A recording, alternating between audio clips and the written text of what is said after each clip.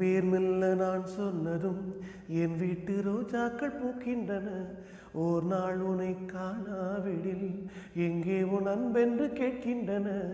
நீ வந்தால் மறுகணம் விடியும் என் வானமே.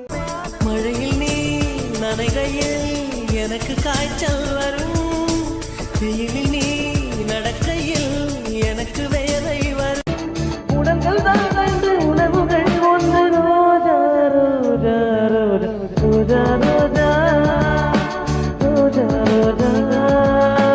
ரோஜா ரோஜா ரோஜா ரோஜா கண்ட பின்னே முன்னிடத்தில் என்னை விட்டு வீடு வந்தே.